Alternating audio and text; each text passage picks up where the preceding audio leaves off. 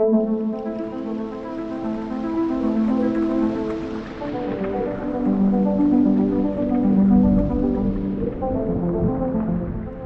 we're going to tether into a Canon 5D Mark III. We're using a USB 2 cable, and we're going to use this nifty little right angle adapter that allows the cable to fall nicely down the side of the body and not be sticking out, and where it can be more easily tugged or affect the camera itself.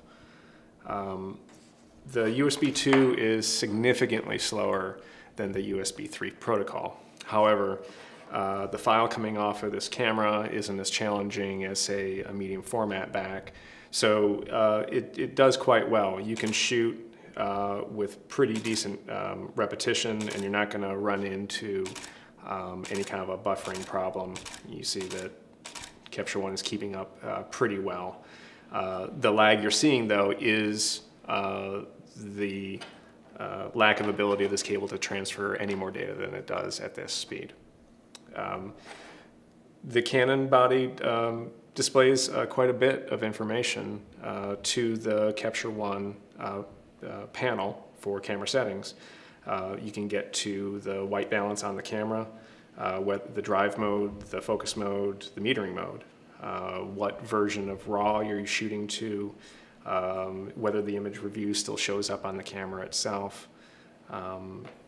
So it's nice. Again, if the camera is isolated away from where you can get your hands on it and you want to change one of these settings, having this good communication come into this conduit where it's very easily seen, very easily changed, is very nice for tethered workflow.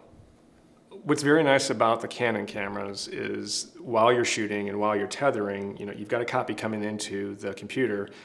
With the Canon, you have a data redundancy that it can be copying to either the internal SD card or the CF card at the same time that the tether is capturing to the computer.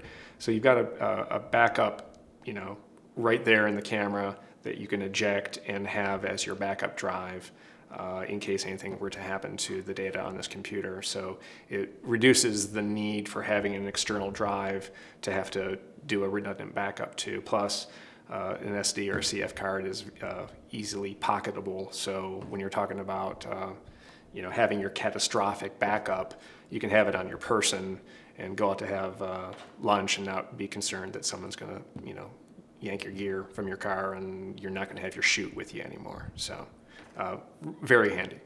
So when you're deciding on a platform, on a camera platform, what you're going to be shooting, whether it's you're deciding whether you're shooting Canon or shooting Nikon, that's something that you want to check with your camera dealer ahead of time when you're thinking about making a big purchase decision, because the Canon cameras do this redundant backup, the Nikons don't.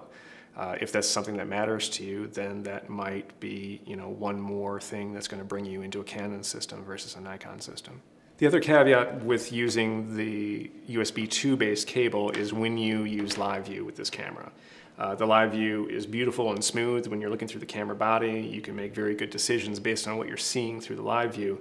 When you turn the live view on through Capture One and the data is flowing through this cable, you can see that if I'm making focus changes, you can see the stepping, you can see the frame rate.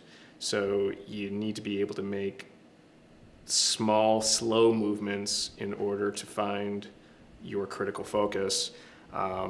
Very much less so than when you've got USB 3 tethering to a medium format back and you've got very smooth live view functionality.